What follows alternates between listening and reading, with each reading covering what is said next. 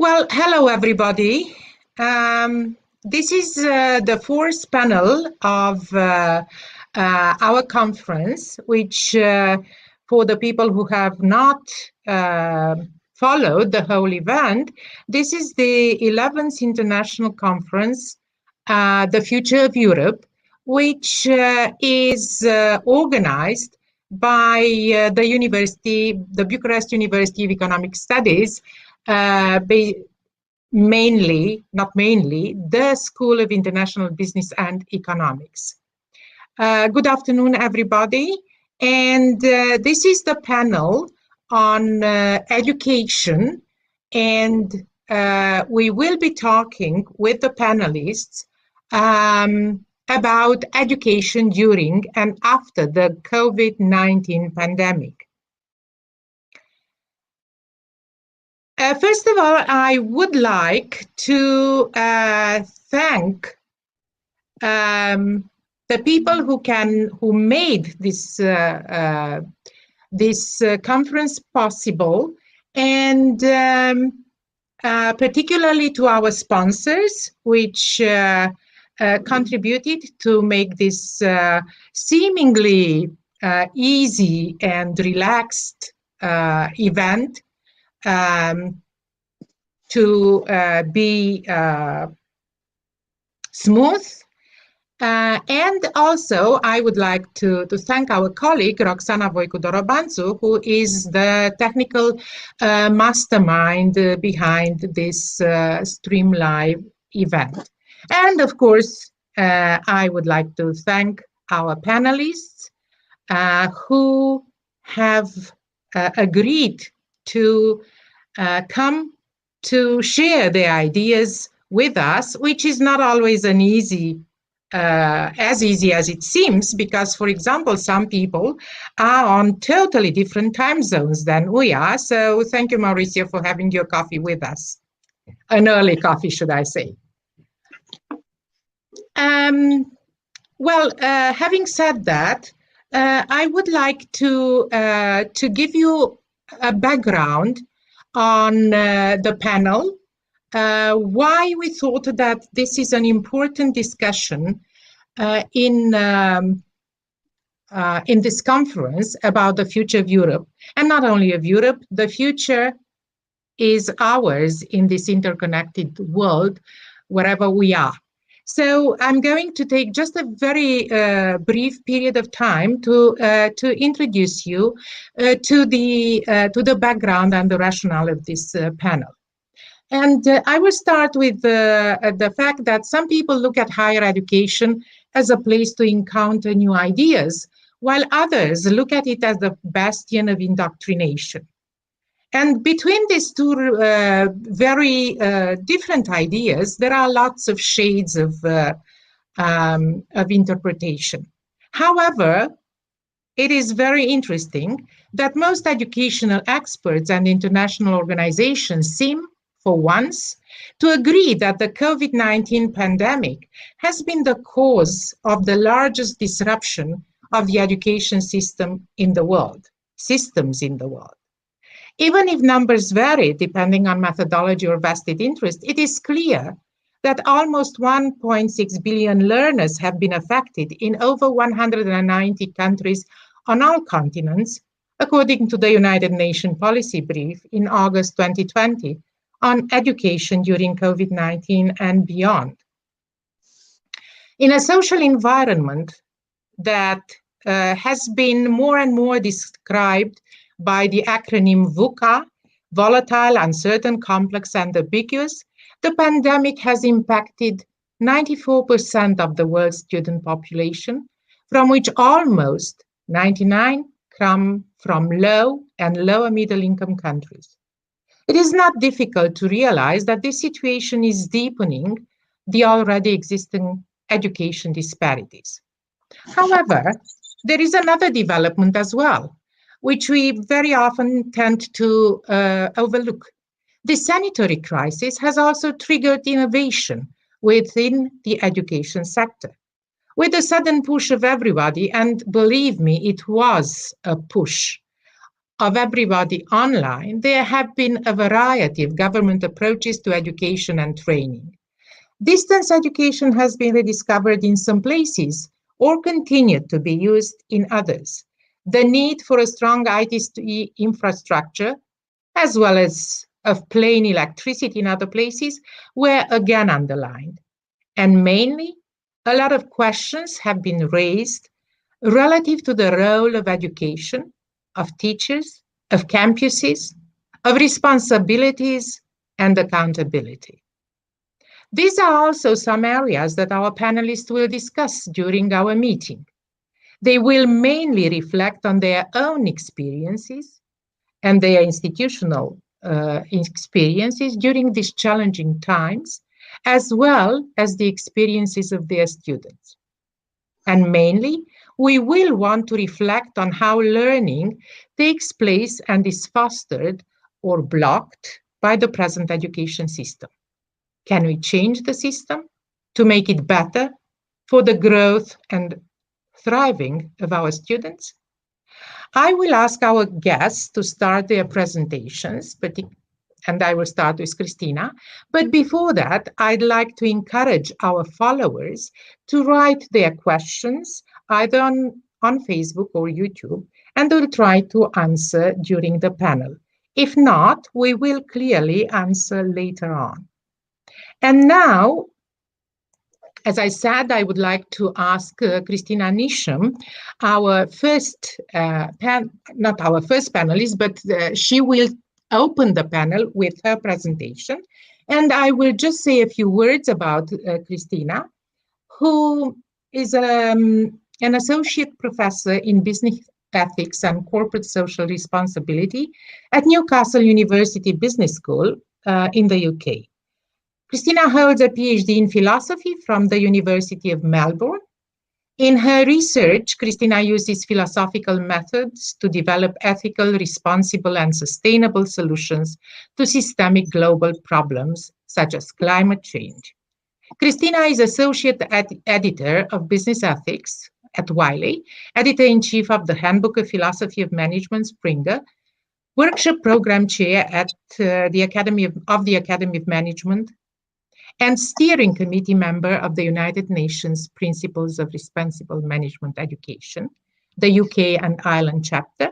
And of course, she has been a long member on the advisory board of our own school's journal, the Journal of Philosophical Economics. And last but not least, a very good friend of our school. Christina, you have the floor.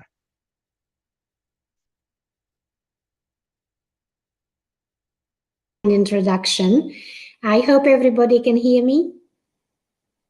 Yes? Okay. So I have been invited to this panel to speak about the impacts of the COVID-19 crisis on higher education. So let me share some of my experiences. I am sharing the screen now, and I hope everybody can see the slides of my presentation. Is that right? Okay. My Australian history, let's start with that, is very simple. Prior to taking up an associate professorship at Newcastle University in the UK last year, I joined Monash University in Melbourne, Australia as a tenured lecturer in management in 2010, and Swinburne University also in Melbourne as a senior lecturer in philosophy of management and organization in 2014. But as a native Romanian myself and former assistant lecturer at the Bucharest University of Economics, I'm delighted to return today and have a good discussion with my colleagues here and with this distinguished audience about what I have seen happening in the higher education sector in response to the pandemic. Right. So I will start with an account of what has happened in the UK. The main reason is this is where I have experienced the crisis firsthand. At Newcastle University on the 11th of March 2020, the decision was to move all activities online except basic building maintenance services. And less than 1 week later, on the 17th of March, fully online teaching commenced. Everyone was adapting quickly, even taking it lightly and meeting it with jokes, treating it as a glitch that will pass soon. By mid-April, though, following reports from the rest of the world about the evolution of the pandemic, and especially from Italy and Spain, the mood was completely changed. It took quite a while for people in all professions to realize this was a serious, highly unusual and persistent problem. The first jolt occurred when we needed to prepare assessments and exams. And it became clear we would not have students sitting in examination rooms. We just couldn't. Suddenly, all exams had to go online, and absorbed into setting up a complete and effective formula for the online assessment system, it took us, educators, quite a while to realize that we had overlooked a very important aspect of this whole process: the students' learning facilities and environments.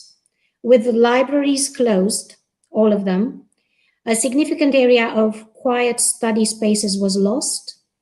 And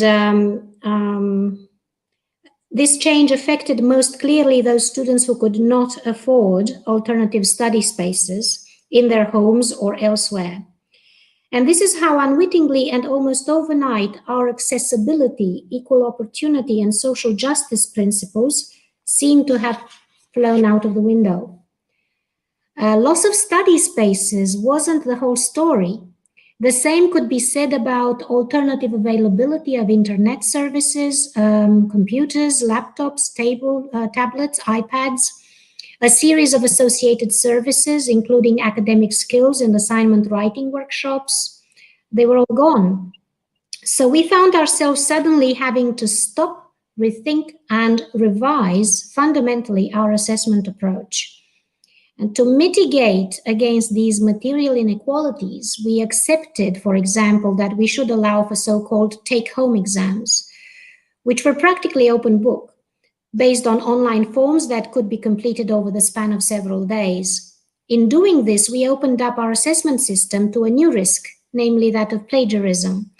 And this put significant pressure on assessors to emphasize critical thinking, analysis, and evaluation criteria, to reduce to the minimum descriptive knowledge demonstration criteria, such as mere reproduction of textbook information. And that was easier said than done. To what extent this has been carried out thoroughly and consistently remains to be established, as it's been rather difficult to collect data and audit the quality of these processes. Another challenge was posed to entrance to university. A significant effect of the crisis specifically was the abolition of A-level exams, which had an impact on the whole of the UK. This directly affected high school and college students' entrance to university this year. In response to this problem, Newcastle University had to organize a new process to give September 2020 enrollment applications a fair go. But in the context of falling international student numbers, universities may also feel tempted to open their doors to more domestic students than usual, even to levels that may not have been deemed acceptable in previous years. The preferred solution, namely to use high school teachers' evaluation of each student's performance based on already completed secondary level coursework, participation and results, has proven far from perfect and can be vulnerable to criticism regarding several types of bias that can come in. I will not go into detail right now. But perhaps the most important effects had to do with social mobility and labor market outcomes. So in terms of social mobility, although this crisis is only about 9 months old, at least in Europe and the UK, it's already showing signs of longer-term impact. One such impact is on the social mobility of students, placing students from lower socioeconomic backgrounds at a particular disadvantage in a number of ways, from performance appraisal for university entry to access to learning and study and assessment preparation facilities, and as we shall see, their employability upon graduation. On the last point, it is anticipated that the UK's labour market is rapidly sliding into recession. And in this context, graduates are likely to be facing such fierce competition that the existing socioeconomic class differences will become even more entrenched. So, anticipating future trends, for the UK at least, to start with, unable to find jobs soon enough and perhaps under pressure to reskill and upskill, more domestic students than usual are likely to decide to invest more in their education by taking up university courses of longer duration. And that is not a bad thing. That is probably a good trend. But again, this trend is likely to privilege those who can afford to pay their tuition fees without having to spend too much time working at the same pace, at the same time, in parallel, to be able to support themselves. So again, on the background of losing international students, domestic tuition fees are likely to increase. And this signals that social inequalities are likely to be on the rise, unless the government intervenes decisively in this matter. But from what we can tell, there are no signs of this happening as yet. Perhaps the most evident and concerning trend is, however, that of a significantly decreasing international student inflow.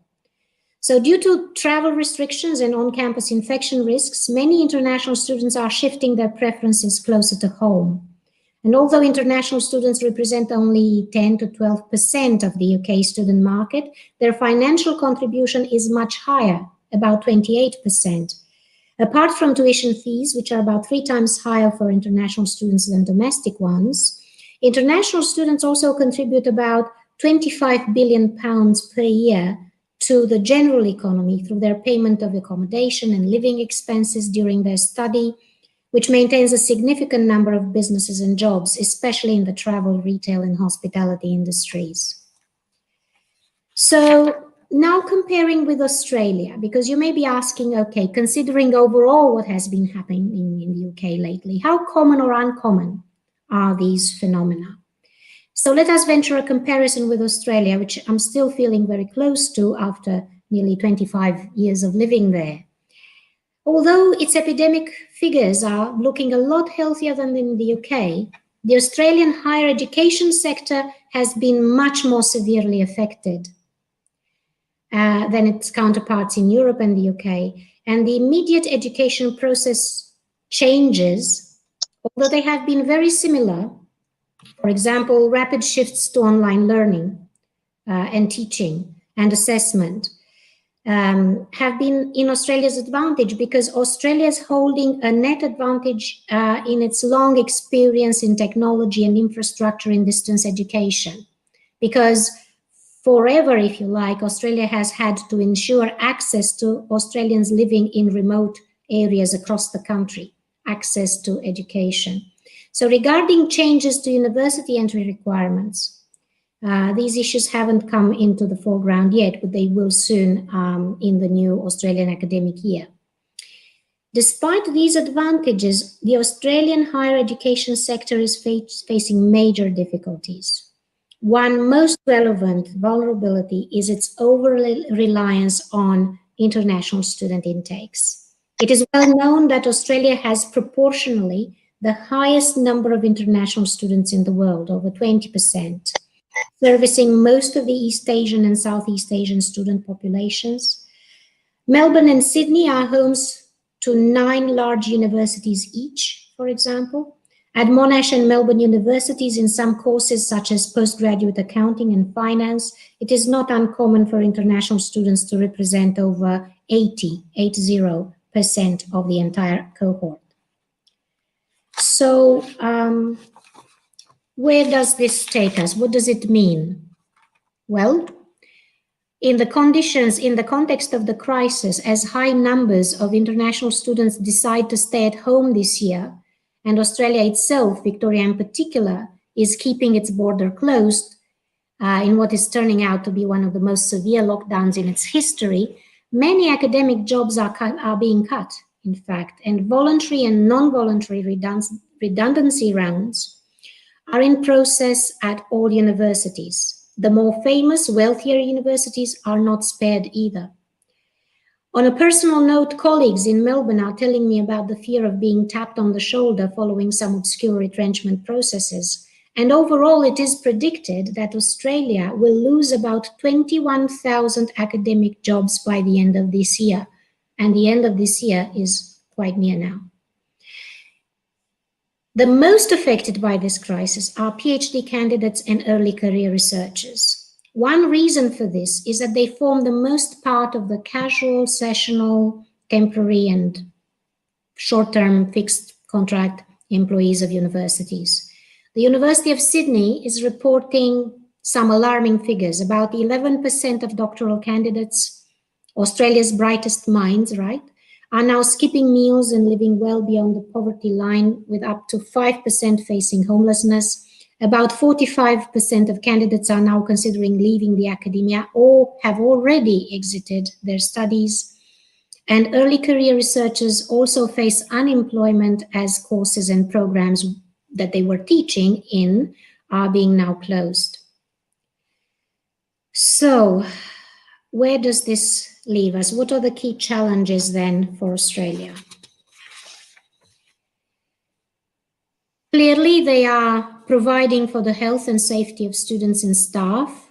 This is becoming increasingly difficult. A second challenge would be developing online education and devising new mixed modes of delivery that could be sustainable in the crisis conditions.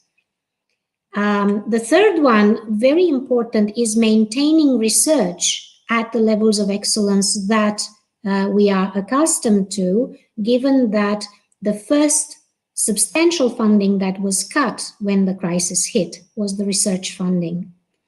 And the fourth one is sustaining institutional income amid enrollment fluctuations. In early 2020, so early this year, Australian higher education was going to overtake the UK as second country in the world after the United States as a provider of international education. That was the prediction at the beginning of the year. The crisis has now changed all this and has revealed another vulnerability of the Australian system. Almost all Australian universities are and have always been publicly funded. And historically, this has been a strength, ensuring consistency, equality, equity, and academic autonomy. But now it is becoming a drawback and a constraint in some ways, because with so many other sectors of the economy, some of them vital, claiming support from the government, higher education may no longer be regarded as a priority, or at least not the priority it used to be. And all of this while current legislation is preventing universities from rising student fees, and staff redundancies are likely to attract destabilizing levels of industrial action. What can we say? It is a world in turmoil. In terms of recommendations, I am really loath to suggest that, because we are all in the unknown. We are treading in unknown territory, and pretending to be wiser than the person next to us is probably unwise in itself. I have found some recommendations made by Universities UK for the UK sector, the higher education sector. As far as Australia is concerned, the debates are out there, and they are very, very severe, very intense. So what does Universities UK say? What are they recommending? Well, number one, where would the government money go? Where should it go? In the first place, they think it should increase research funding by 100% for this academic year. It's a very bold statement because, as we have mentioned already, this is the first source of funding that has been cut to universities this year or severely reduced. Their argument is that in order to prompt innovation and rebalance the economy and support local growth and reskilling, actually, we need that sort of input into research funding. The second point is to provide stability to UK students entering this academic year by ensuring that those places in individual institutions that were available prior to the COVID-19 crisis will remain available. The third one is to mitigate the impact on the supply of highly skilled employees across all areas in the UK, including public services, and preserve student choice by having the government provide targeted support to protect and sustain courses that meet the national need for key public sector workers. For example, maintain high-cost STEM provision and facilitate planned growth in key areas such as nursing, healthcare, medicine, and teaching. And also target support for reskilling through growth in part-time provision and flexible adult learning, including shorter credit-bearing courses. Modular funding, for example, could support the reskilling that will need to take place. And finally, governments should take measures to support retention and progression, particularly for those students from disadvantaged backgrounds, who will suffer most from prolonged absence of more traditional support. I think I will stop my presentation here, and with a glance at the references that have been used to document this speech, I will invite you to questions, and thank you for your attention. Thank you. Thank you, Christina. That was very interesting and even, I hope, thought-provoking, not only for us, because we relatively read a lot on the subject, but also for the people who are watching us, because as you said, in Australia, there are, and not only in Australia, I'm sure that we can hear the same voices from California as well. There are dark clouds of cuts and redundancies that threaten the education system. We do have two questions for Christina, but not only for Christina. I'm sure that later on the rest of the panelists can address the same questions. And one question is, what would be an effective way of dealing with the massive gap between wealthy students and the less advantaged ones during this pandemic? So, Christina, if you can offer some. Okay, I'll be very quick. Here, Thank please. you, Mariana. The answer, I think, is conceptually simple and practically difficult. Conceptually simple because one immediate direct way of dealing with it would be to concentrate resources precisely on supporting low-income, low socioeconomic background students and providing them with alternative facilities that somehow give them priority when the traditional facilities of the university have been closed.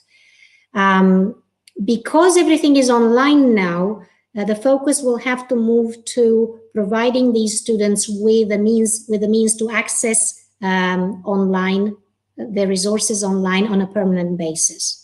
And I would go as far as say, yes, buy them the computers, buy them the laptops, buy them the internet access, and ensure that they have all the facilities needed to do their study.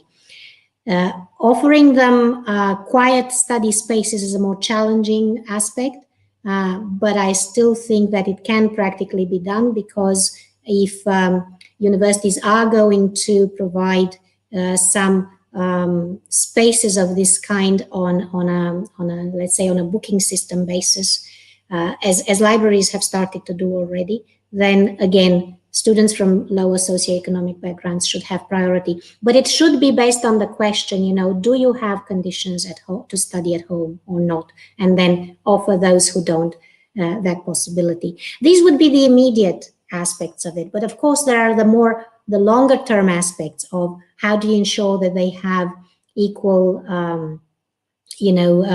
access to employability skills and so on, and that is a lot harder, a lot more complicated to support. But it should be in front of us, at the forefront of our minds, that if we are to be fair and to live the principles of social justice that we want to promote through the university, then we have to pay careful attention to this category of students. Thank you, Christina. There is another question also, but because it is relatively general and refers to what would be the plans for a good and robust modified educational system under the conditions of continuing the sanitary crisis, I suggest that we leave it for the rest of the panelists as well, if that's okay. Yeah. And yeah, good. Thank you. And I would like to move on now to introduce the second panelist. And the second panelist is Dr. Cadavid, Mauricio Cadavid. And as he said, my dear friend Mauricio, and he is a very dear friend. I met him in 2005 as a Fulbright in California, a huge span of time. Mauricio has been an instructional designer for over 16 years at California State University, San Bernardino, during which time he has helped over 3,000 faculty design and redesign high-quality distance learning courses. During the past few years, he has been actively involved with organizations in the field of distance education, online learning, and curriculum. He has presented at numerous local, national, and international conferences on topics ranging from project-based learning to quality of teaching and learning.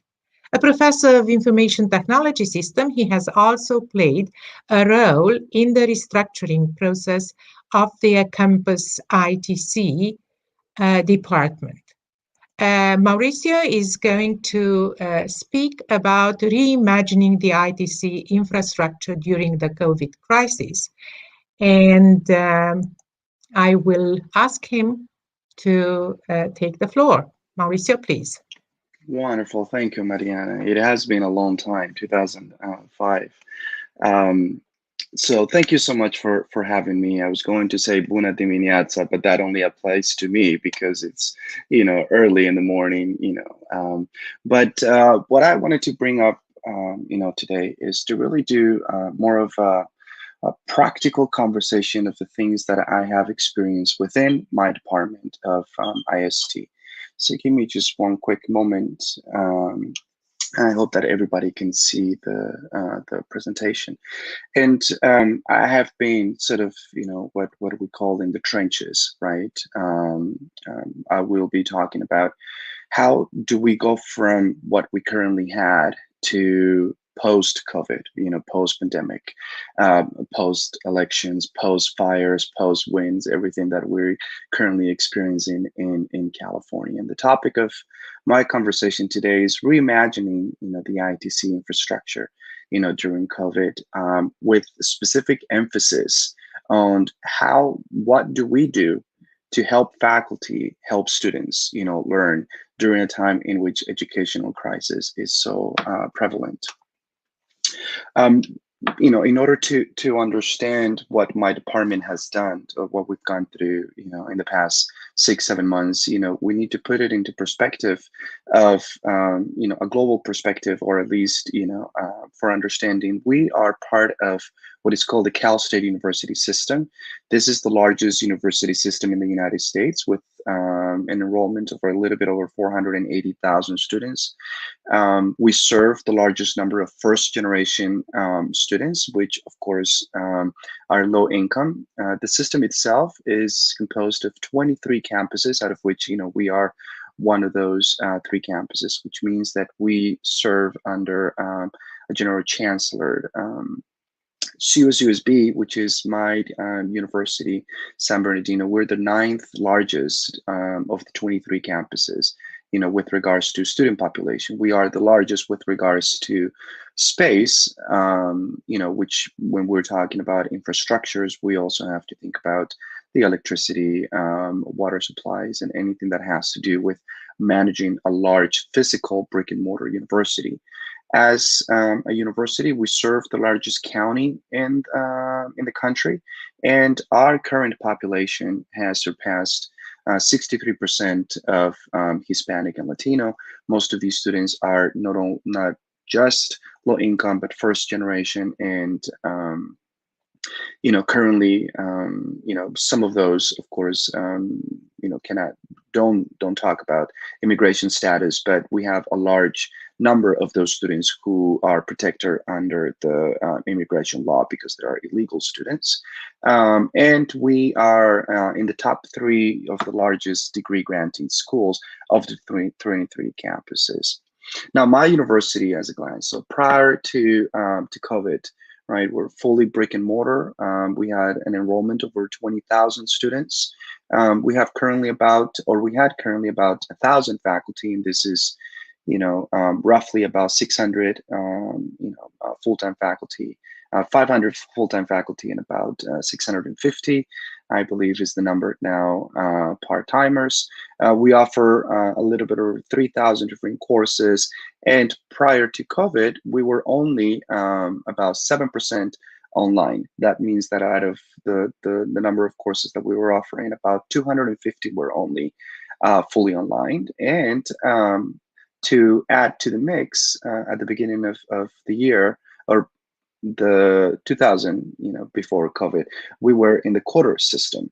So this is important to know because we are currently now also in the semester system. So we also went through, right in the middle of the pandemic of COVID, we were also planning for switching the university from a quarter system, which is a 10-week, to a semester system. Currently, we are fully online. Everything, all operations are being online. There are very few staff members that are allowed into the university.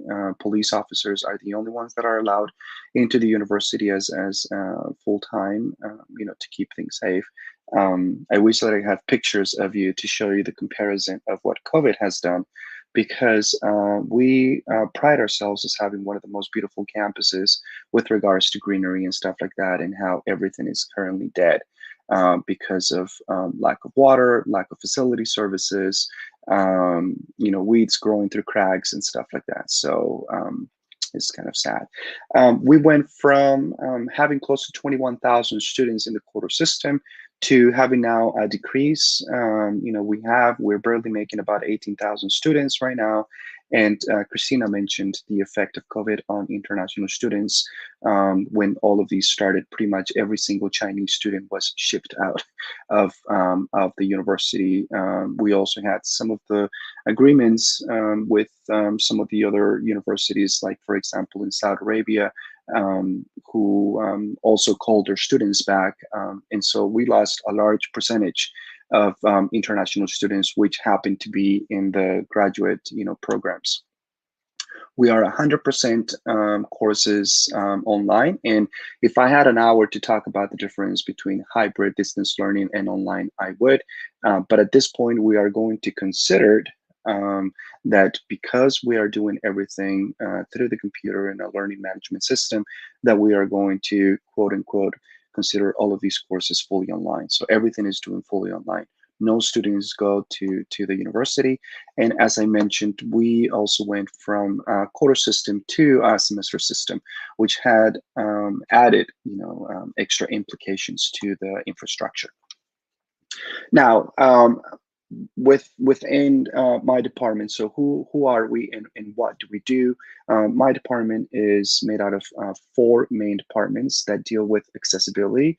And by accessibility, we are referring exclusively with online accessibility.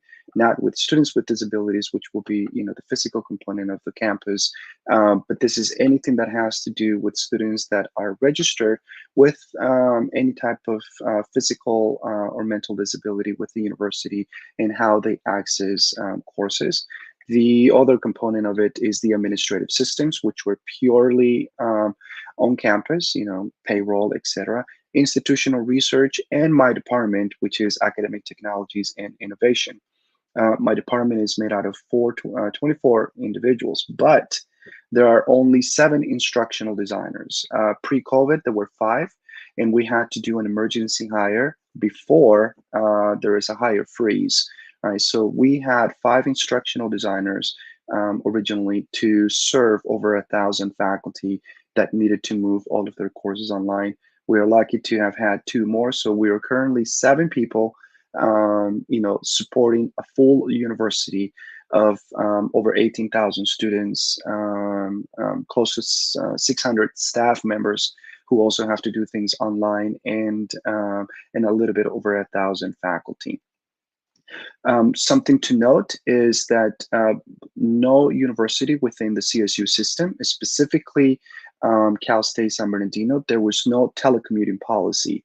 All personnel needed to be present. This is why we consider it a pure, brick and mortar university. We had to physically go into the university. Therefore, there was no infrastructure as to, who can work from home. And then we had, for our department, we had our typical 8 to 5, typical schedule. So this is, early March, and then COVID hit. As Christina mentioned, most of us were thinking, we're going to be able to at least go through the spring semester. There's no way that we're going to close. We cannot just simply close the university and move fully online. But the orders came from above, and we had to. And the first thing that we needed to do, was to create a continuity plan. Within that continuity plan, the first thing that we needed to do was we had to identify how are faculty going to continue to teach? What are they going to do? If you remember, only about 290 courses were fully online. That's only 7% of everything that we're doing.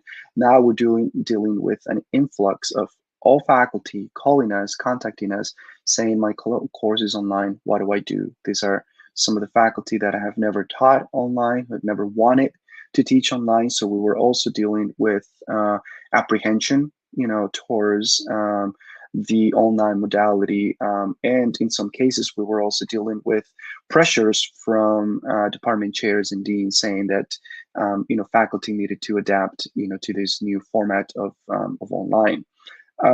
If you've never heard of it, it takes approximately 160 hours to develop a fully online course, or at least a fully effective course. We had to do this within, days. And so having over 3,000 courses that needed to be converted in spring, fully online over, a span of a weekend, was quite a challenge. And most of us were working 16, 18-hour nights or days, or yes. The next thing that we had to do, and we did this within a few days, is that we designed and delivered 20 targeted webinars that were given to faculty.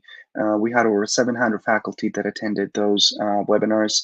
We created a website in which we had all of those webinars provided for the faculty to watch. And this is, during the actual transition, which was happening between April and May. Then we went into the actual process of converting all of the courses online, and that meant that in some face-to-face classes, there was absolutely, there were no resources, there were no instructional tools that were being used, for the course, and all of that had to be done, within, I'll say about 2 weeks that we had to do all of the spring courses online. We supported that, and because we were in the quota system, we also had summer sessions. We had, in the university, we have 3 summer sessions that are used to help students sort of catch up with courses that they're not able to take during the regular 3 quarter systems. And so at one point, my office, 7 people, were working with close to 1,000 faculty to convert over 3,000 courses that were current courses happening in spring, plus a little bit over 400 courses that are taught, during summer, and at the same time, is starting to do, about 3,700 courses for the fall semester. Everything was happening, within a month or a month and a half that needed to be done. As I mentioned, we had to do all summer sessions online. Now, how did we do this? The first thing was we needed to create a place which didn't really exist before, a common place for all faculty to be able to go and find the information that they needed. So we created a library of webinars, and we created the instructional continuity a page. What this did is that we also created something that we didn't have, which was a calendar system in which we started to split what we call tickets.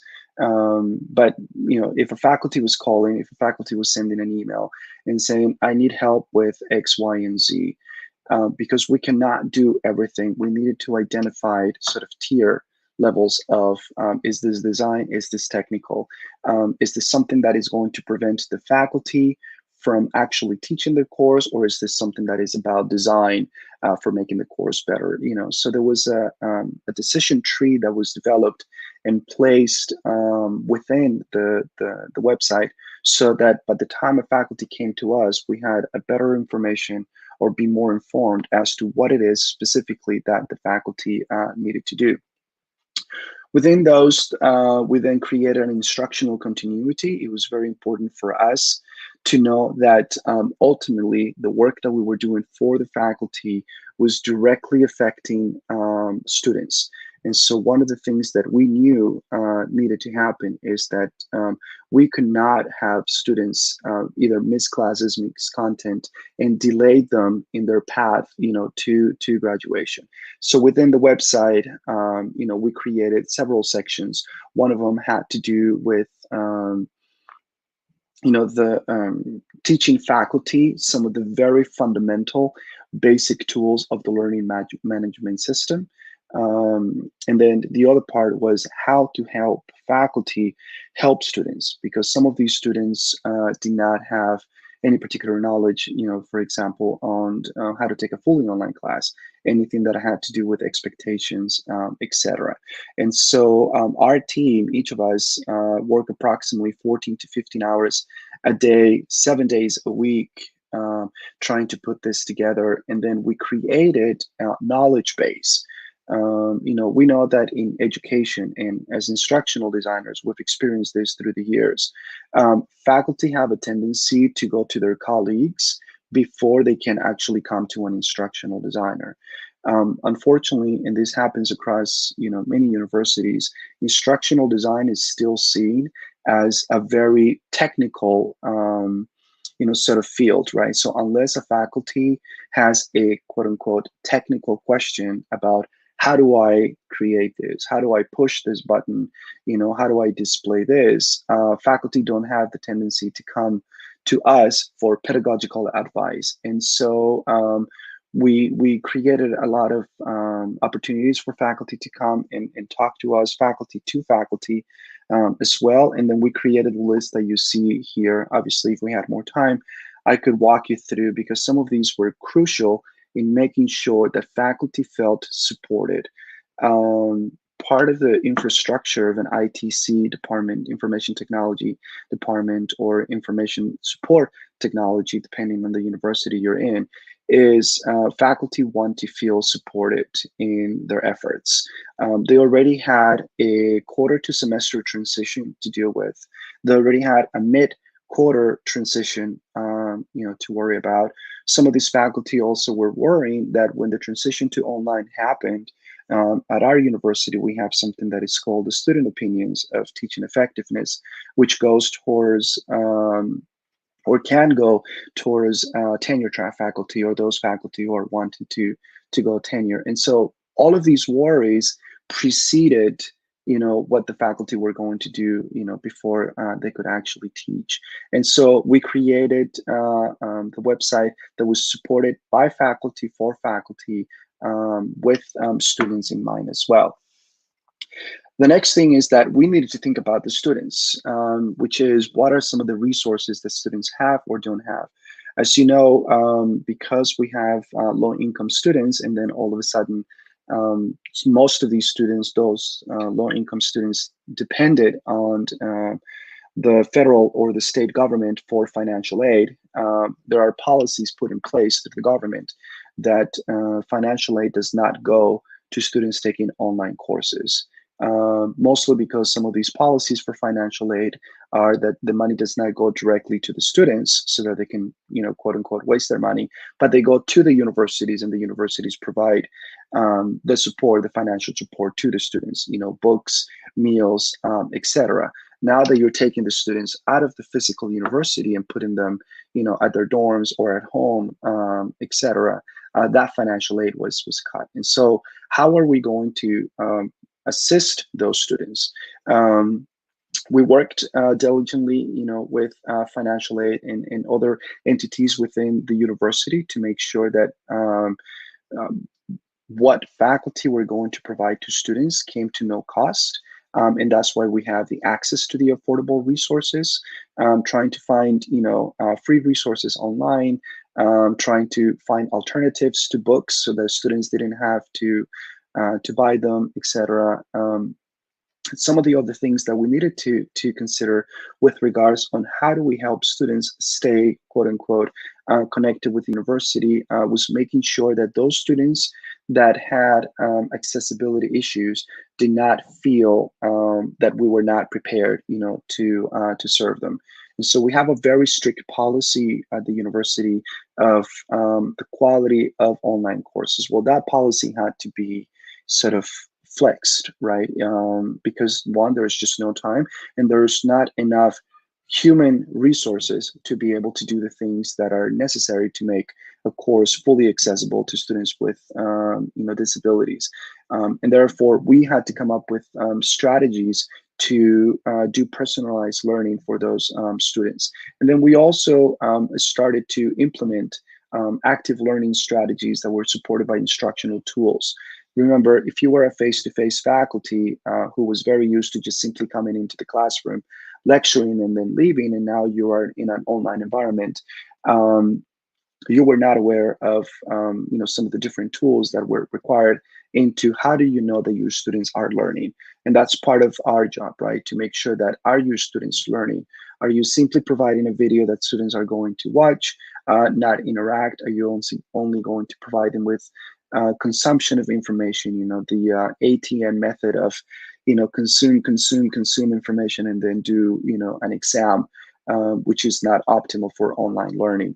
And so all of these different things were put into place. There were committees within our infrastructure that were placed together with subject matter experts, and always including the faculty into any of these committees, because the ultimate goal was we need to allow faculty to continue to teach so that there's no class interruption. That is the best way that at this point we can support students. Obviously, with everything, there are some challenges and successes. The biggest challenges, that I would list here are, first, because we are fully online, we didn't have a telecommuting policy. That means that we couldn't do some of the things that needed to be done, by relying on our home networks.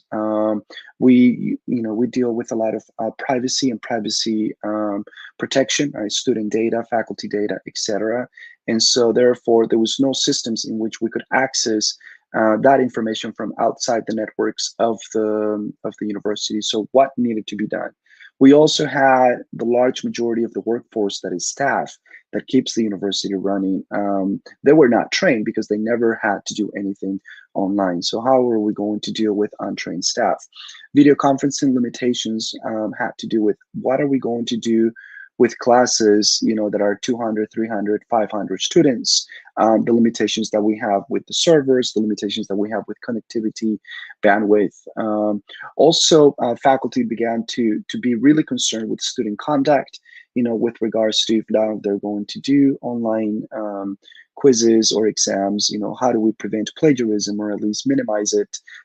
Most faculty wanted to use tools that were punishing tools rather than supporting tools, or pedagogical strategies that would allow faculty to dissuade students from cheating. Obviously, we have a lot of courses that needed access to lab and chemistry, anatomy and physiology, nursing, etc. And then student equipment, right? One of the things that we have as a university that is a brick and mortar is that we can provide faculty and students with state-of-the-art classrooms, computers, etc. Well, now all of a sudden, all of those things are getting, dusted, in spider webs because no people are coming. So what were we going to do? Some of the things that we had to do is, speaking of those committees, we developed programs to specifically train staff. And this is staff that didn't need to learn about best practices for online teaching. This is staff that just needed to learn about Adobe and how do we get people to sign documents, right? How do we enter hours? How do we do payroll, etc. So a lot of effort, was put into that. We had to speak with the local government in order to provide increased network capacity or capability. This also meant, cellular providers, that are being used for students to being able to connect to the university.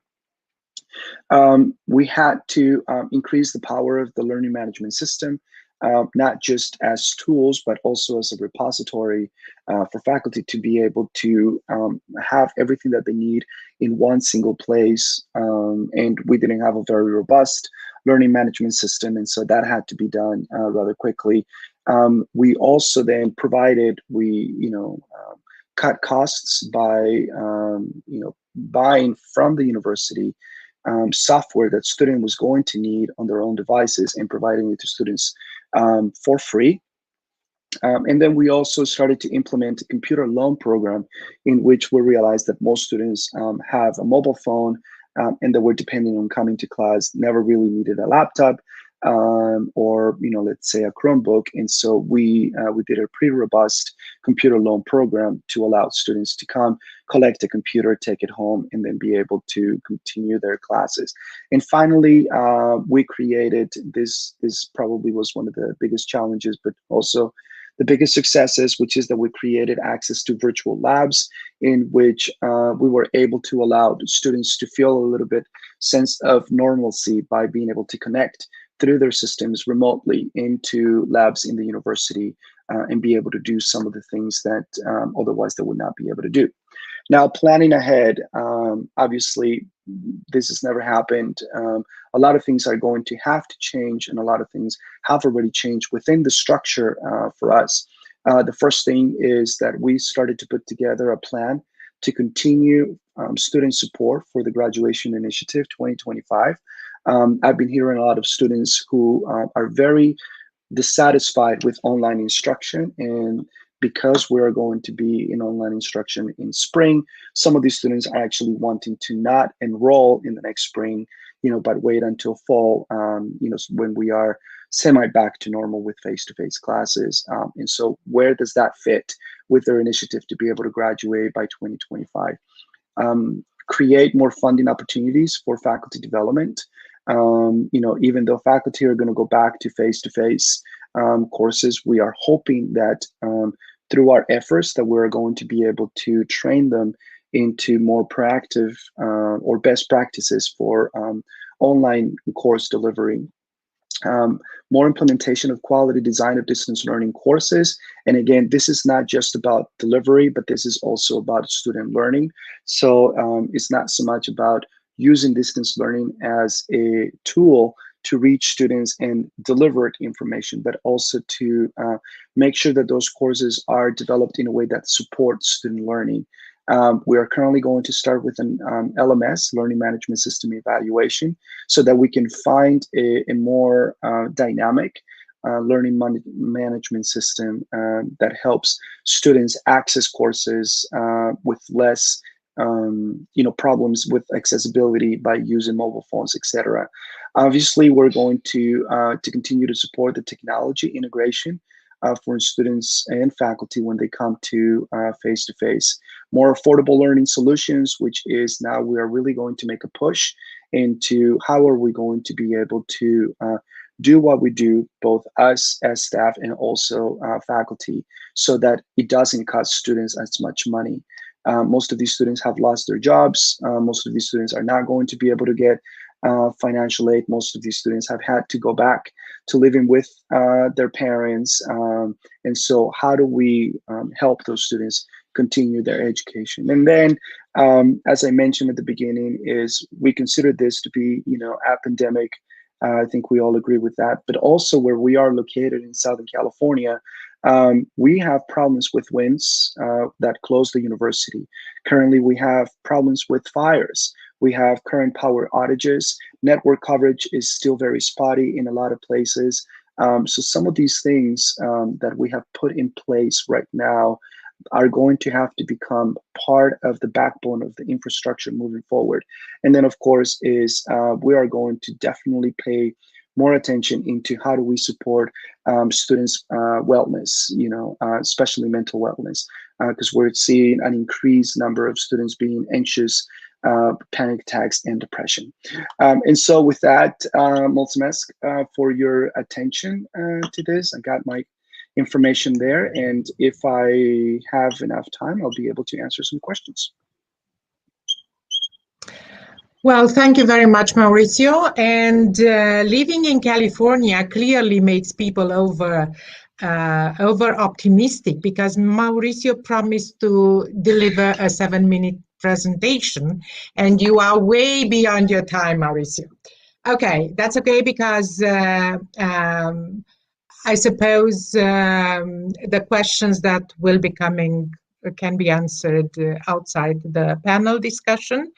But indeed, it was a very interesting presentation, and it shows, I think, how even when we seem to think of Californian universities as endowed with wonderful resources and extraordinary infrastructure, there are so many issues and so many tensions and challenges that happen in such a situation. As I was saying, there is a question that I would have liked people to answer. However, I think it is relatively late, so I would like to go on and ask our next panelist, our very good and close friend, Professor Livia Ilie, to prepare and have the floor. And I will say a few words about Professor Livia Ilie. With 3 decades of teaching and research experience and 15 years in academic management, Romanian-Canadian MBA in Bucharest and the Lucian Blaga University of Sibiu, Livia Ilie developed a particular interest in the strategic management of higher education institutions in the current context. In her capacity as Vice Rector responsible with the strategic development of a university for 8 years, she initiated and implemented important projects for students' soft skills development. She is leading now the development of an entrepreneurial ecosystem in Lucian Blaga University. Livia Ilie graduated at Bucharest, has an MBA in finance and a PhD in economics. And as I was saying, she is one of the dear friends of our faculty. And I would like to say that Livia Ilie came to our courses and our events when she had to commute physically from Sibiu to Bucharest. So coming in today just virtually is not a big deal for Livia. Livia, dear, you have the floor. Thank you. Thank you very much. Is it okay? Can you hear me? So first of all, I would like to thank you for your invitation. It's all the time a pleasure for me to be in such a nice panel with the dear friends, with Professor Laura, with Professor Mariana Nicolae, with Professor Cristina Nisham. We have some more than 10 years, let's say, experience in EduRes together. Professor Laura Mureșanu was my German teacher when I was a student in Bucharest, so long history. And now I'm also happy to meet Mauricio. And in fact, after the speeches of Cristina and Mauricio, it's a little bit difficult for me to add relevant issues. But in fact, I'm very glad about what Mauricio presented, because it gives me a little bit of help in what I will try to point out. In fact, I'm quite optimistic about what is going on and what will happen, because if we look in the history of mankind, there were hard times all the time for people. A lot of challenges, also sanitary challenges, wars, economic crisis, and people had to adapt all the time. So there were inventions, innovations taking place, and people, organization, nations, in fact, they had to adapt. And we reached a point where now I believe we are far better prepared. We have technology, we have knowledge, we have infrastructures that can help us go easier in front of this challenge.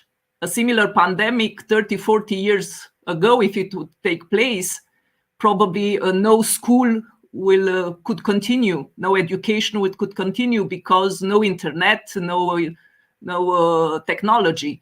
So we still are in a better position than previous generations. So having this in mind, I consider that we can find solution and we can adapt.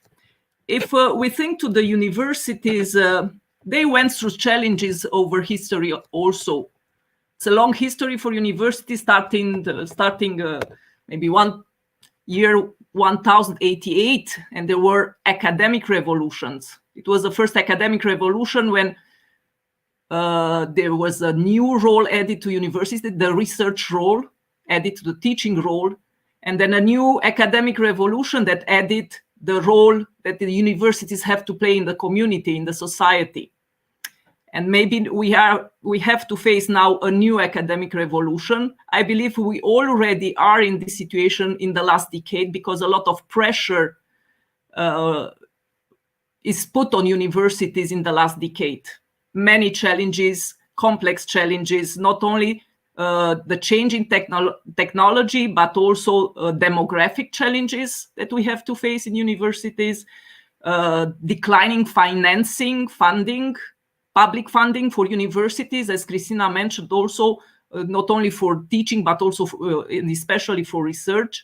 So this mismatch that we have in the skills, what the market is needing and what we are developing for our students, the fierce competition that we have to face for students, for funds, now in a very global world. So all this is putting pressure on universities, and we have to adapt.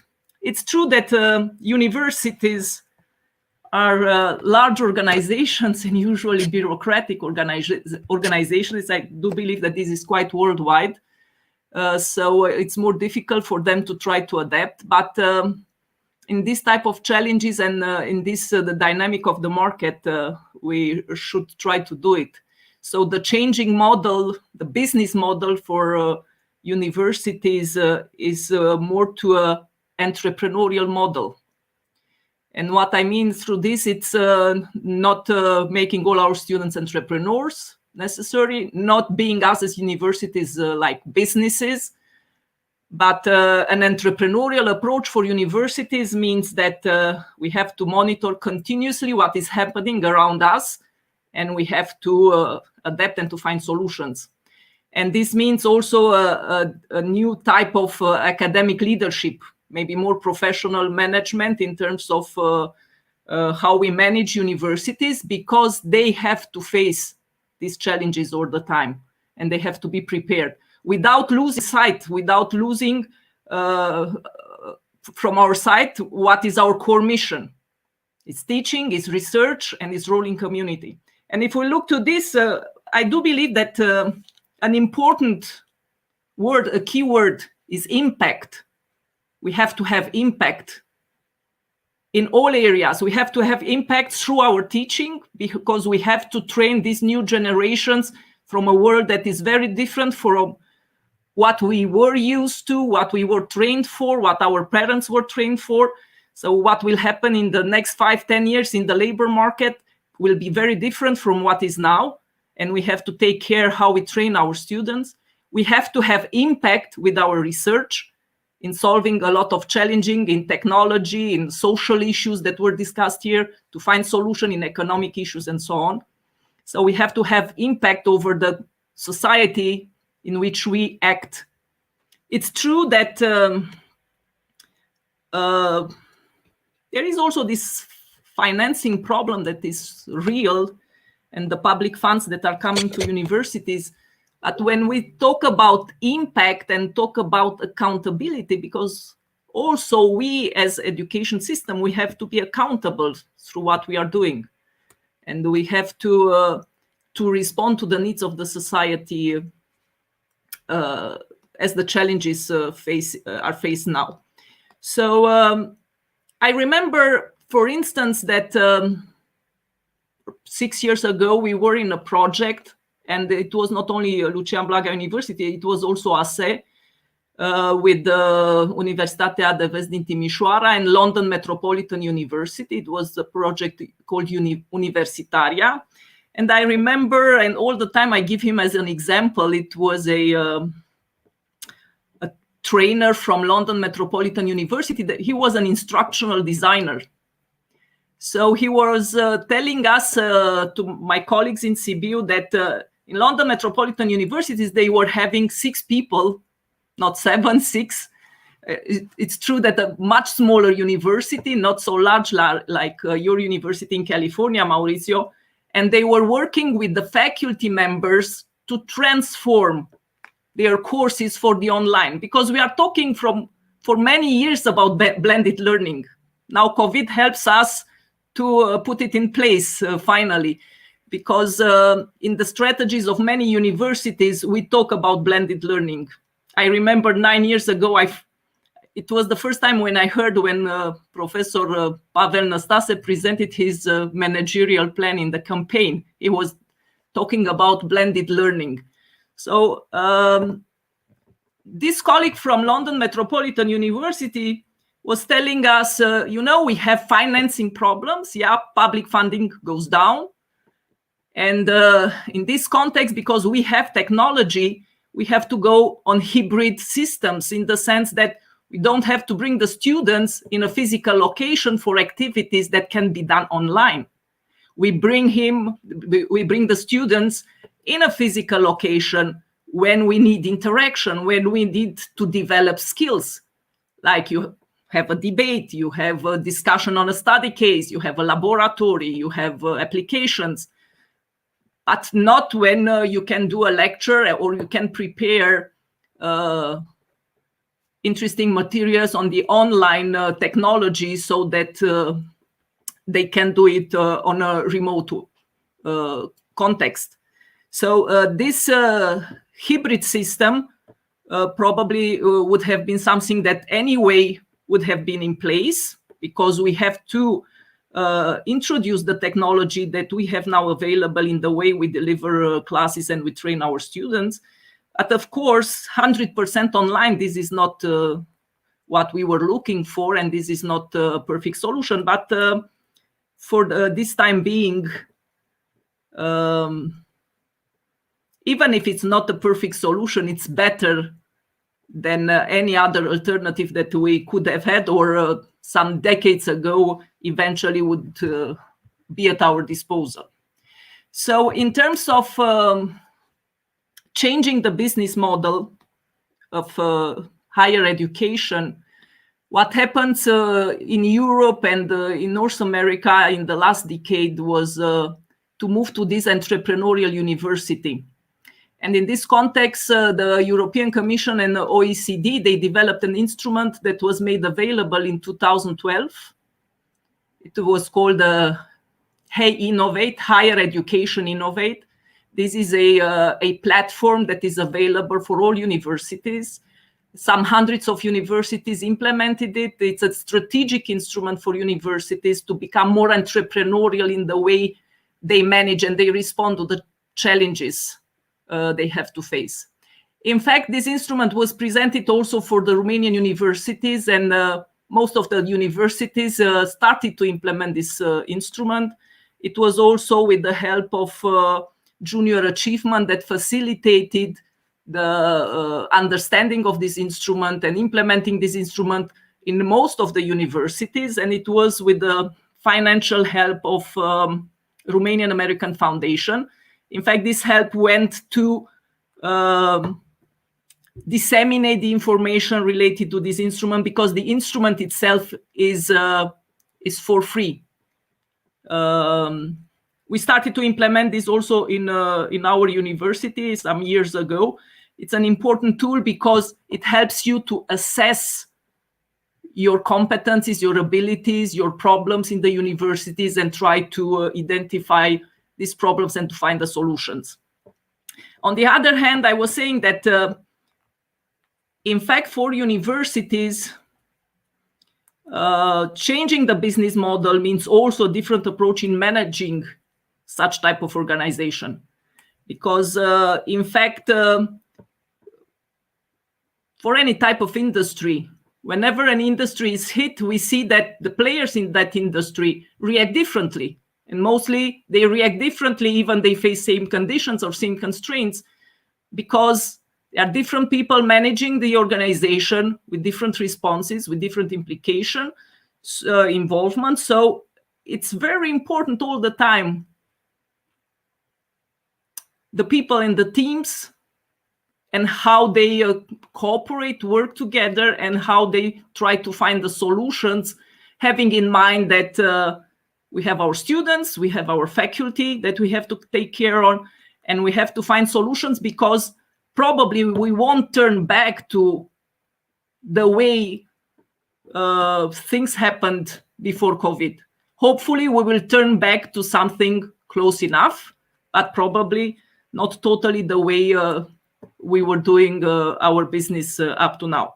Why? Because if this pandemic will continue, let's say 1 year, maybe it continues 2 years, already being in online so much and changing so much in our universities, it will be much more difficult to go back to the traditional way. So we will go back to a hybrid way, probably, in the best case scenario. So all the effort that should be done now, and exactly what Mauricio said, preparing, training the staff, this is very important.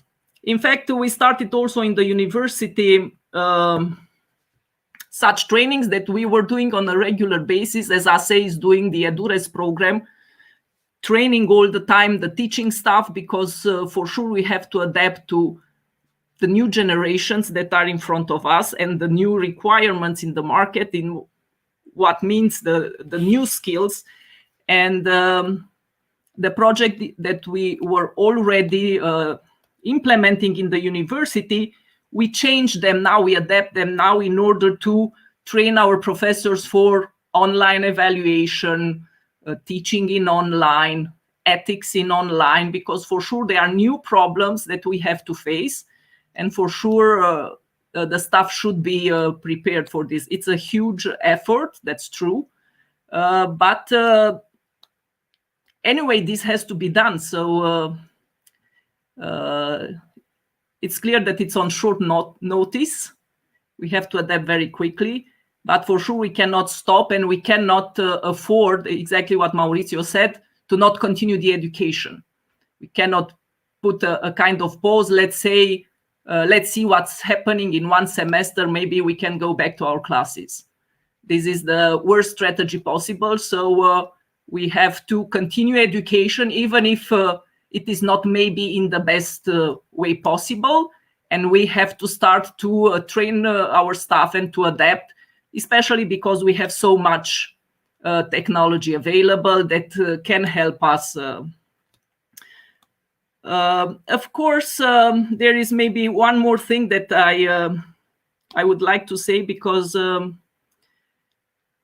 it should, everything, the performance, you see, changing the business model means going from efficiency. This means looking only to the internal performance. Mostly this is what we were doing. Number of students, number of staff, ratio staff students, how many books we have in the library, how many computers. This is like efficiency, internal performance. Changing the business model means also external performance. What's your impact?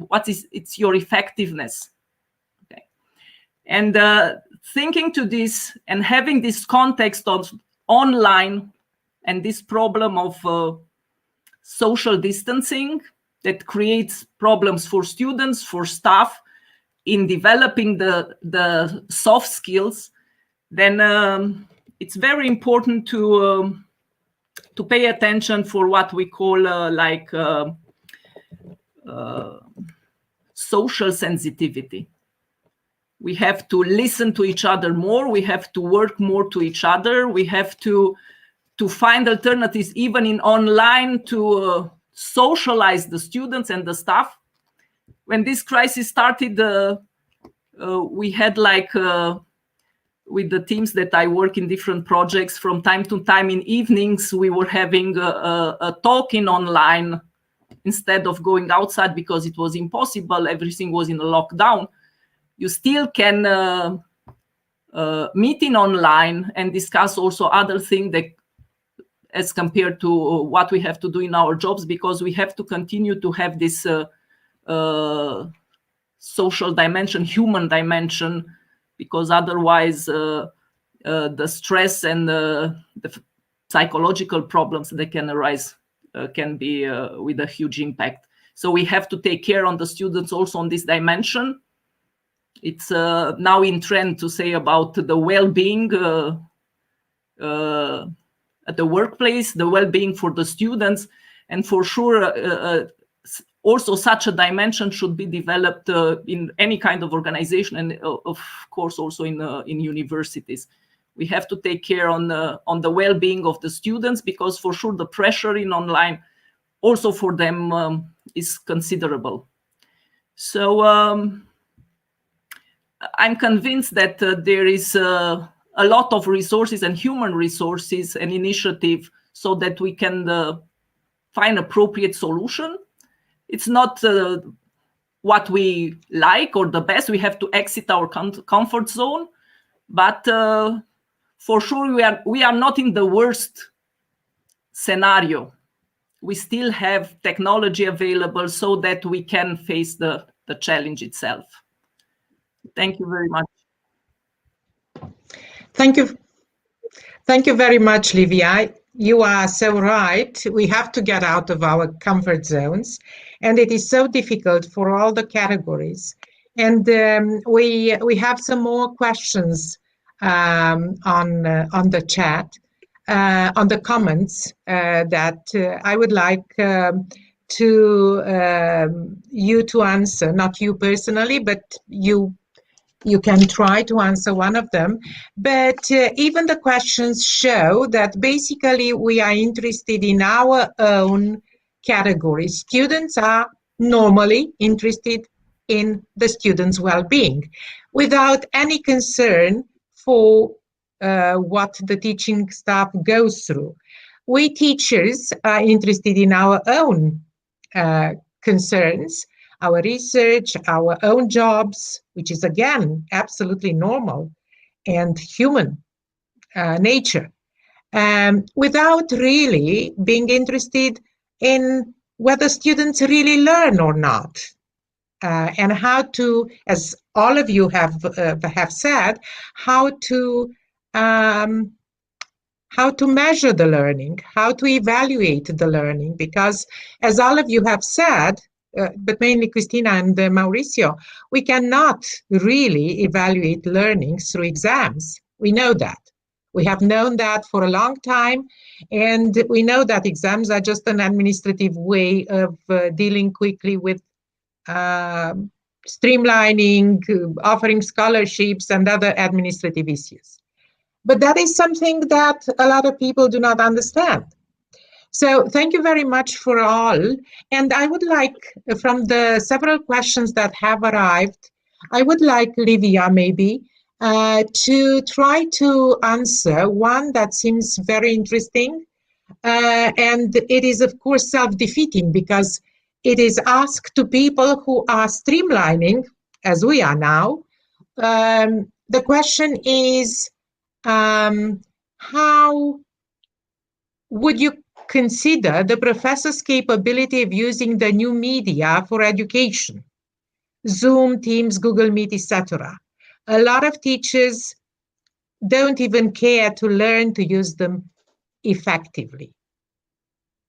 So I know that there are cases like this, of course, but I don't know if any of you could try to answer. I will give a short answer from my experience and my university experience. When the pandemic starts, so the second semester of last academic year, mainly each professor mostly was allowed to choose the media that was more appropriate for him or herself. During the summer vacation, the management of the university decided to go to a particular platform. So mainly the whole university goes on Google and Google Classroom, Google Meet. The news now in the media this week was that the university mainly acquired new functions from Google. We were the first university in Eastern Europe to buy the whole package so that all the functions mostly are available for professors. Again, you know, a professor has to care about the students and the students' learning. Otherwise, they are not in the right place, in the right working place. I believe this is a major issue. And because we are in an education industry, first of all, we have to train ourselves all the time, including in using technology, because this is how young people are now learning better. And now, due to this pandemic, it's also probably the only mean that we can continue the education. So with the help of colleagues that are well trained in using the technology, our colleagues also can start to have a decent, how to say, performance in online. But of course, it comes with an effort. But the most important are our students, and for our students, for their well preparation, we have to make this effort, because I repeat, otherwise we are not on the right place. Thank you. I hope that this satisfies the person who answered. And of course, yes, we all have to develop. This is what we need to do continuously. Yeah, thank you, Livia, very much. I suggest that maybe it's a good idea to go on and listen to Laura, to our last panelist in this format, and then try to answer more questions, if that's okay with everybody. And is that okay? Yeah, I suppose. All right. So I would like now to introduce Professor Laura Mihaela Mureșan, who is not only a dear colleague of mine, but also a dear friend of mine. And I will briefly introduce her because to have a symmetry in our panel, but she is a well-known person in our community. Laura is a professor of English and German at the Bucharest University of Economic Studies, where she coordinates since 2006 the interdisciplinary English medium teacher education master's program that is known by everybody as EduRes, which is research and teacher education for business and economics. EduRes was awarded the European language label in 2011 for innovation and creativity in education. Laura has more accolades. She's the founder president of the Prosperase, a member of the Equals Accreditation Panel, inspector, trainer, and consultant. She combines academic research skills with teacher training's expertise. She has been actively involved in European projects. At present, she is a PhD supervisor in applied linguistics and is constantly connected to the challenges of education and the conditions of quality assurance and higher education ecosystem health. And with this very brief presentation, I would like to invite Laura to make her presentation.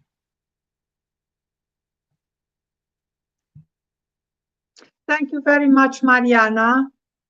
Can you hear me? Yes? Okay, thank you. Thank you. So, thank you all for your presentations. And as Livia was also mentioning, they are a difficult act to follow. So for my little contribution, I have selected the personal touch, reflecting on my personal journey through these challenging times, and with so much on positivity and negativity these days, I don't know if you have noticed that there's a higher frequency of using positivity and negativity, whether referring to the media, referring to what is expected of people, what is expected and not provided by the politicians. So with so much going on, I decided to look for the silver lining in the so-called new normal. Or maybe it's not yet a new normal, but we're on the way to a new normal. And with this, I thought of building on some of the latest experiences, not necessarily in the order mentioned here, Equals and EduRes, but also thinking of the generosity around us and how it can make sense in the current situation. And while looking for the silver lining, could we have the next slide, please? Because I don't think I can operate them from my, okay. So looking for the silver lining while waiting for the lifting of the fog and for the blue sky. And some of you might recognize where all these three have been taken. It's, do you recognize them? Maybe Livia, it's on your way from Bucharest to Sibiu and from Sibiu to Bucharest. Valea Oltului, of course. And at least two of them were taken within a span of 5 or 10 minutes. So the clouds and the fog and the sun make all the difference. Moving on from this, I just share with you something that I bring to class when I start my classes. I usually try to make a surprise to my students, bringing them some fresh flowers, especially now on cloudy autumn days. So these are from our garden, picked up this morning. So they are intended for you all and for those who are with us online. Now, what I started doing was looking for what was going on, and that's why I meant generosity, because I think that in these times, institutions, universities, organizations such as the British Council, for instance, they were very generously offering online even events that would have been quite difficult to attend under other normal conditions. So, for instance, I found extremely relevant in the summer the series of higher education dialogues organized and streamed online by the British Council.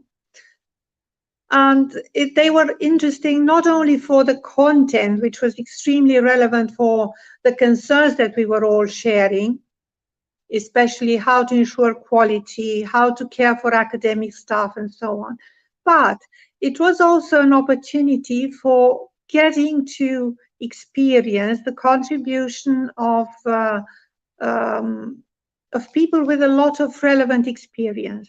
So, for instance, in one of these webinars, moderated by Roy Cross, whom a lot of us know because he was Deputy Director of the British Council here in Romania in the 90s, and we've stayed in touch, several of us, with him. So in one of these webinars, I got to listen to Jena Mittelmeier from the University of Manchester, and I really liked her contribution, so I started following her on Twitter.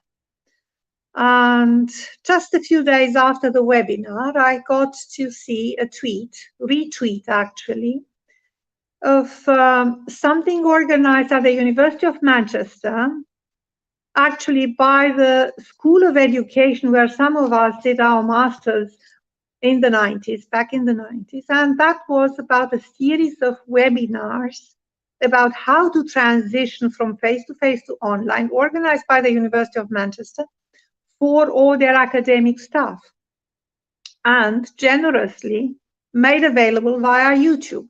So it was an internal teacher training, if you want, but made available via YouTube. So I followed several of those, found them extremely relevant, also for bringing home ideas about the principles, the educational principles that we need to bear in mind. So not just the technical capabilities that we have or not, but also what we have to take into account in an online environment in terms of how to help students get a sense of community, how to help them socialize, how to build in opportunities for them to build on what they already know or they would be using in their day-to-day life, and how to maximize a lot of the things that are available, that can be integrated, but more importantly, how to promote the dimension of humanity and everything that is needed in order to continue doing what we actually are meant to do in the educational process and educational environment.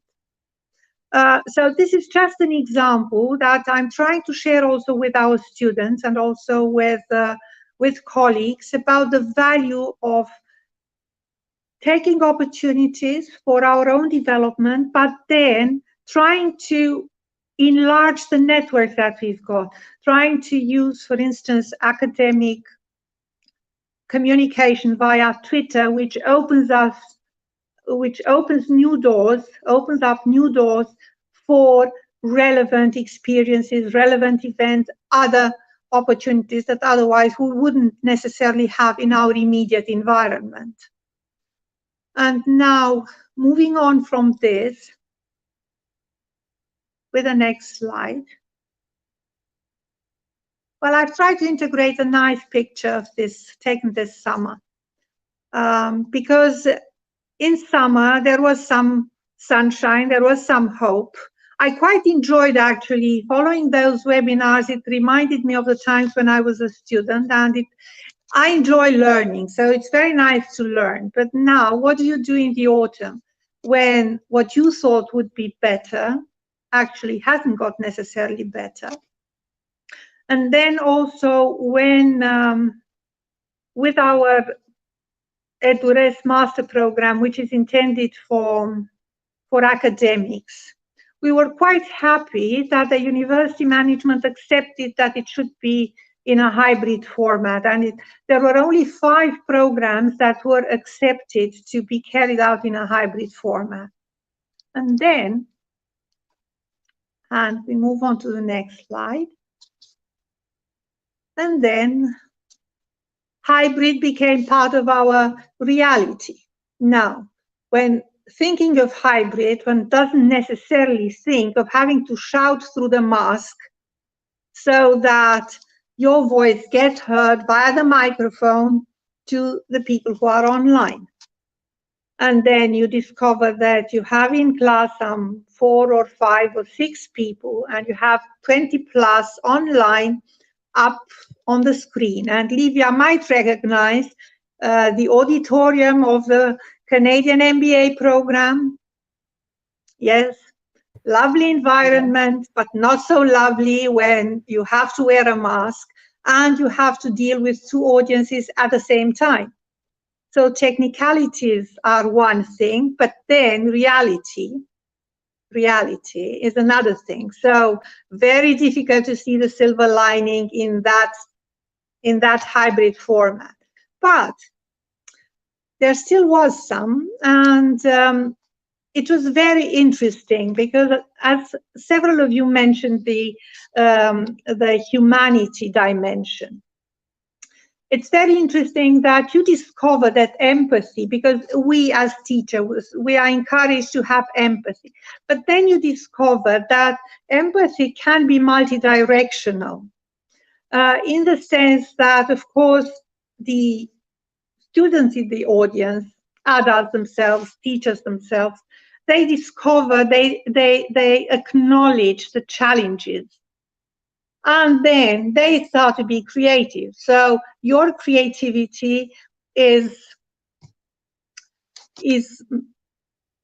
somehow enhanced by the students' creativity. So we managed, I'm very happy to be able to say that we managed to have group meetings and simulations of business meetings in this hybrid format, with people taking on different roles, and we even had them in different formats. So with the people in the room taking on different roles, we had them as a result of student creativity. We had all the people in the online taking on one role and being able to prepare it using the chat function of Zoom. People in the room taking on another role and having the moderator in the room. But then they became more inventive. So the next role play was with the moderator online, with some people in the room. And then the photo that you have at the bottom right, you can see them communicating with one of the members of their group who was online, because he decided he didn't like the role of his colleagues online, so they started communicating via WhatsApp. So without too much preparation, I must say, we started doing the right things, but as a result of intuition, of creativity, on the spot, thinking on the spot, taking decisions on the spot, and then becoming more and more courageous in trying out things, experimenting. And I think that that's probably a value, an added value that we didn't expect, we didn't count on. And then we start discovering that, yes, it can function. And then I saw that it could function also in an environment with undergraduate students, and encouraging and giving people the freedom to be creative and to try to find solutions was extremely helpful, and can prepare the way for little wonders that one can enjoy. And it was really rewarding to see that the feedback after the first 2 weeks in this hybrid format was unexpectedly good, and also people discovering and appreciating the little things that they managed to, and we managed together to overcome So overcoming challenges that seemed quite unpleasant in the first place. So moving on from this, because I promised as one of the dimensions to mention, so another great event was last week, the Equals Conference, and that's again part of the generosity around us, because this type of event would have been not so easy to attend, but now happening online. It was attended for the first time by 900 participants, so which is quite something. Equals is the acronym, for those who don't know, for what used to be the European Association for Quality Language Services. In the meantime, it's evaluation and accreditation of quality language services, because it's become international, so it's spread over all the continents. Now, I've selected just 3 little slides to exemplify some of the sessions that I found extremely useful. One of them was on how to turn online from an emergency into sustainable education. The other one was by Peter Brown, the founder president, whom several of us know. And it was very interesting to listen to the research they carried out and other Equals members carried out, and providing us with food for thought of what we can try to do, and also things that maybe we should avoid doing. And the slide I'd like to finish with was the first plenary, which I liked immensely. And I think that this probably has the next slide, yes, the next one, with the swans, the 2 swans, yes. And this is probably a very strong takeaway message for all of us. And it was about how to promote teacher well-being in times of crisis, coping with kindness. And it was Sarah Merce, who is a professor of languages, but with an interest in psychology. And this acronym of hers, built on literature, building on literature and so on, I think is something that we can take with us. And that's something that I shared with the students in the EduRes Master Program. And GRACE is the acronym, as you can see, for gratitude, respect, acceptance, compassion, and empathy. And of course, during the presentation, all of these were expanded on. So, where to next?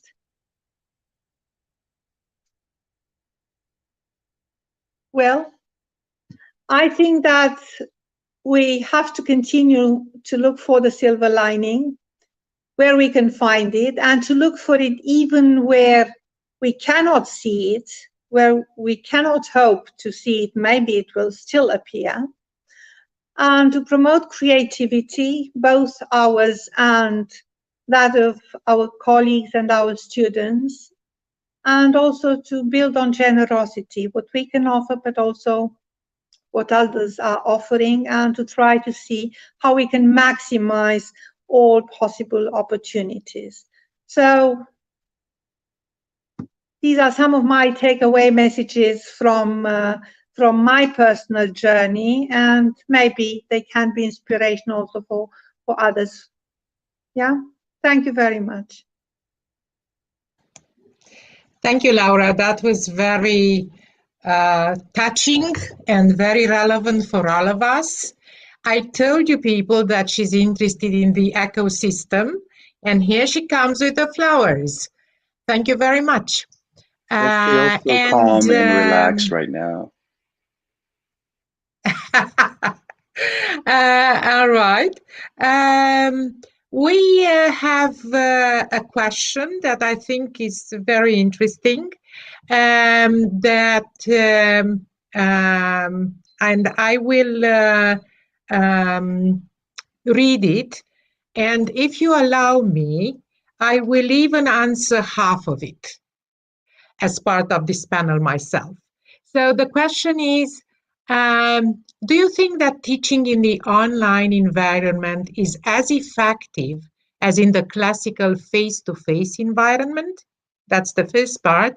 The interaction is in an online class is very limited, so what methods should be used to assure an interactive class or course in which students don't lose interest?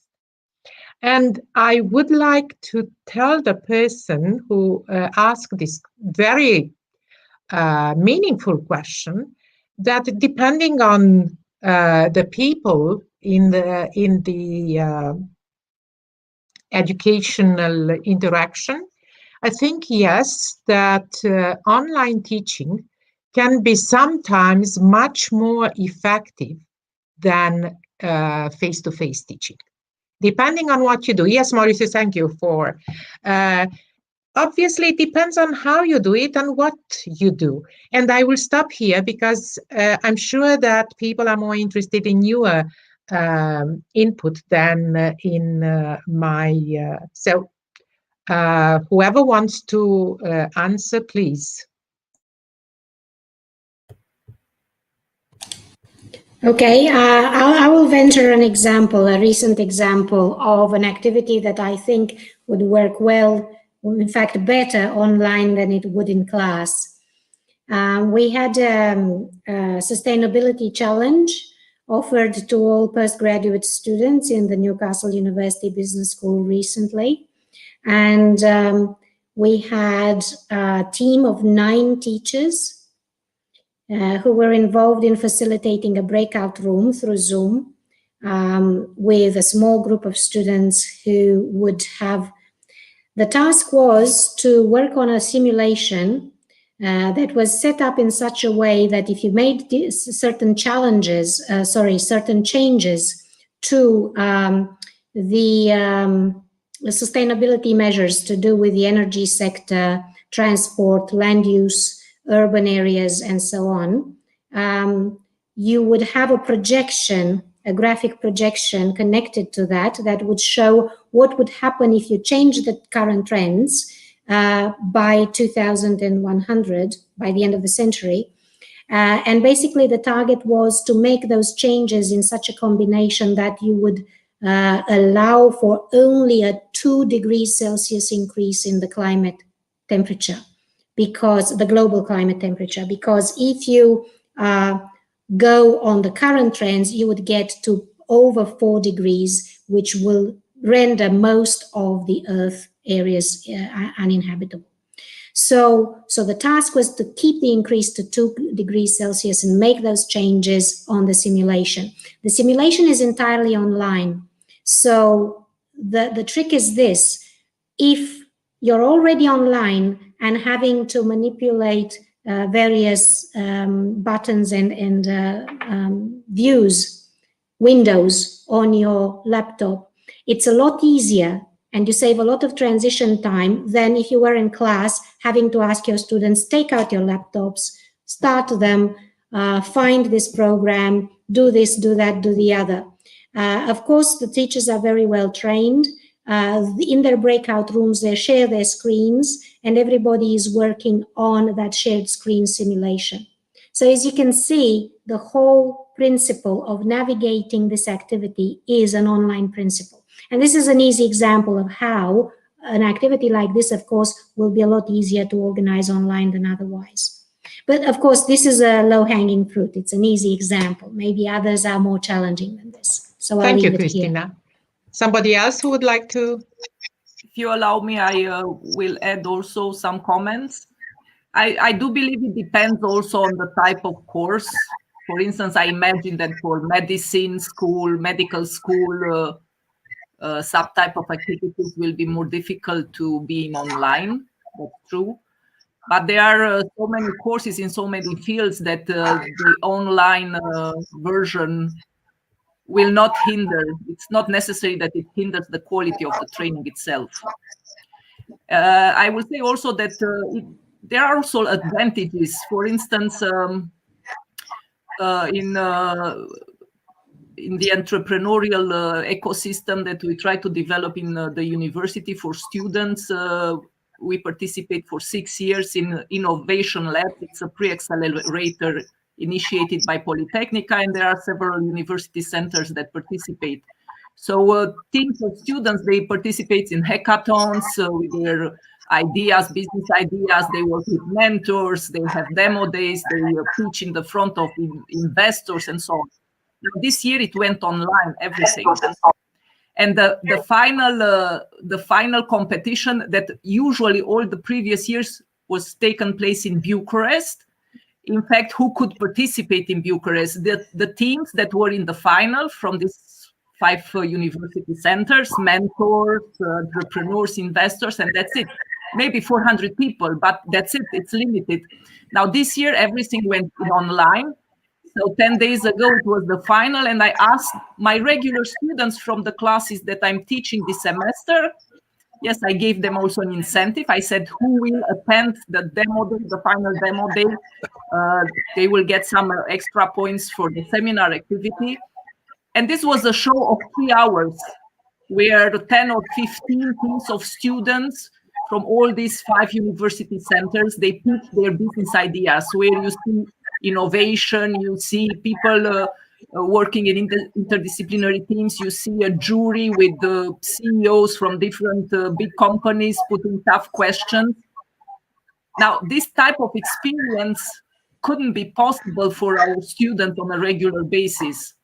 The level of participation to this online final demo day was 50,000 participants. This was the impact. To see a 3-hour show where young people, so your generation, to see a student from your generation, what they are doing, what they did in the last 6 years, working with mentors and being now in front of teaching their business ideas in front of investors. So this is a kind of training that you couldn't do it, a kind of experience that you cannot do it face-to-face, and the online version was better with a higher impact. Now, not everything is perfect in the online. We should continue to meet and to be able to touch people and to have the social connection. But still, we can do a lot of things also in these tough conditions, and there is technology now. Thank you. Thank you very much, Livia. I quite agree. Nothing is perfect, either online or offline, as we very well know. So saying that because we are online, finding excuses because we are online is not really the best solution, I would say. If anyone else want to contribute to this. I'll provide an instructional design / technical answer to this very briefly, which is the question itself departs from an assumption that effective classes, right? How do we measure effectiveness? And sometimes one of the things that I like to consider with faculty is have conversations about how do they teach in a face-to-face and how do they transition to an online, right? Because there are certain things that Livia mentioned that human touch, the human interaction, etc. However, what I will say is that one of the purposes of the pedagogical conversations that I have with every single faculty that I meet is to understand that there are 3 types of interactions in an online class, and that is how are students interacting with other students. If there are no activities within the class that are creating moments for community, right, either group work or being able to bridge distances, as we are doing here. But how are students interacting with other students? If your class simply asks students to consume content without any interaction with students, you are already failing. The second part is how are students interacting with the content? What is it that you're giving the students? Are you just giving them a bunch of readings, a bunch of book chapters? Are you just telling them to sit through a 2-hour lecture of you just simply talking in a monotone voice? Or what tools are you using to help the students actually interact, with the content. We are very big in adaptive learning, which is making sure that students remain engaged with the content that they are using.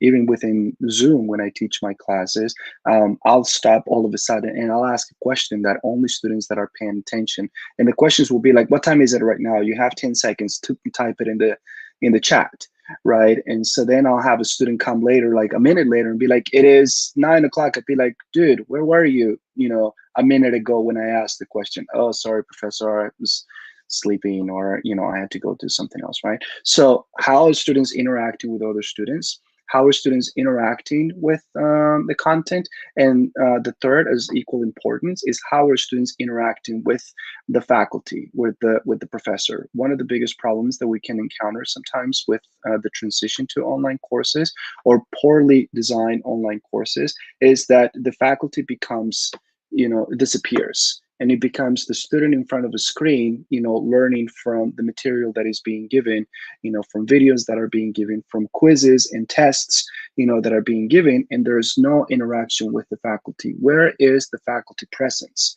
And so I had found through experience, that faculty who are open, to me telling them, are you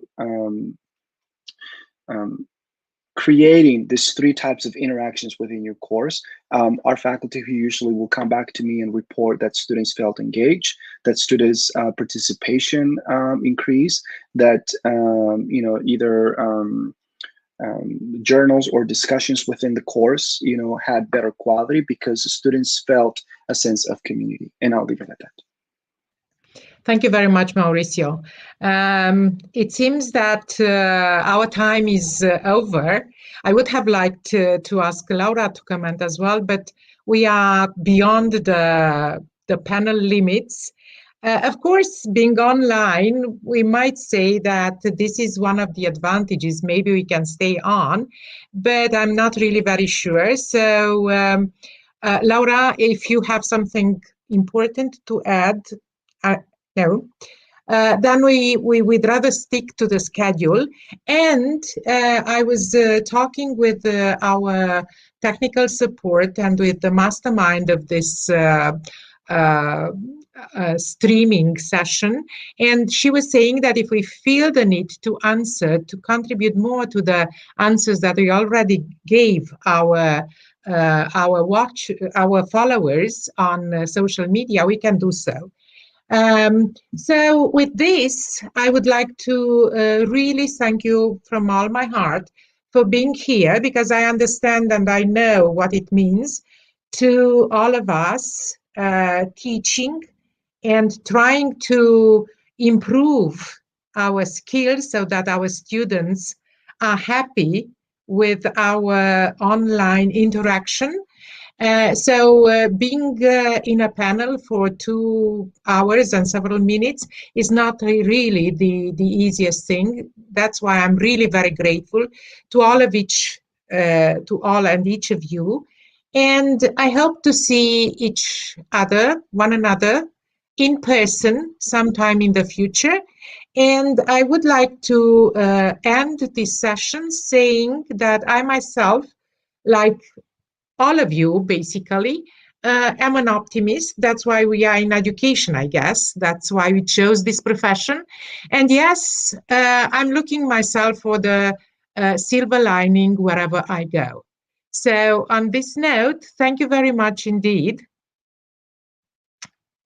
And thank you all for watching.